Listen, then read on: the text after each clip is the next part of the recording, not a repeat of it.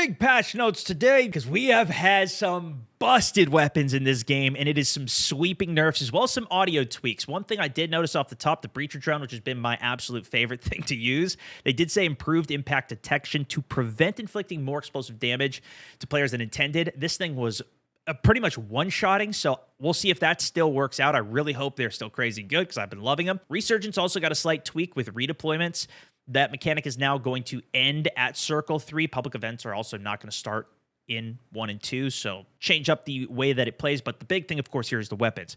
Looking at the breadth of the weapons, the attachments that offer, there were some outliers performing above what they were supposed to. That's pretty obvious if you've been playing this game. The time to kill feels even faster than it was in the last game when there was less health in the game. The DG, one of the biggest offenders, got a damage reduction. The Bass B, I think, is the overall most well-rounded abuser that I've been using at least. Got a maximum damage and minimum damage decrease. So across the board, it's just going to be doing less damage. Same thing with the Renetti's. Got a big damage decrease, the core akimbo for both of those pistols. I was loving all of the marksman rifles, but I think the biggest one everybody was talking to me about was the MTZ Interceptor. Got a headshot multiplier decrease from 2 to 1.5. I still feel like this is going to be pretty damn good. They also put the tier pistols into the marksman category, so patch notes still need a little bit of patching as well here. Haymaker, Fennec even getting a nerf. But the biggest thing I think everybody also talks about is the audio.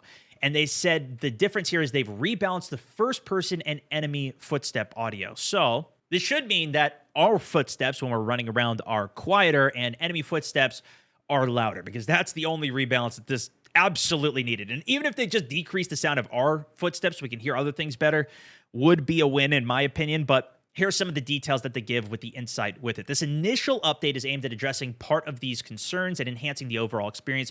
One of the primary factors to consider in the fidelity of the experience across our titles is to avoid too large of a gap between Warzone, multiplayer, and zombies. And obviously, this is all in the same engine. We've heard this in the past, where if you tweak one thing, it's going to affect the other modes and maps. And I feel like this should be addressed in its own individual thing, but I guess that's more difficult than it is.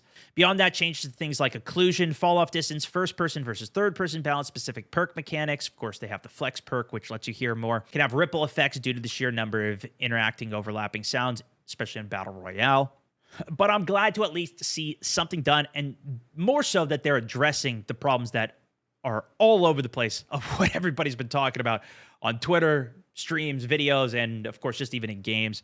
I hear people complaining about this when I kill them. Is I didn't hear anything, whatever, you know. I'm sure we've all felt it, but what do you guys think? Minor update. They're at least getting something done. Now, I'm going to go test it.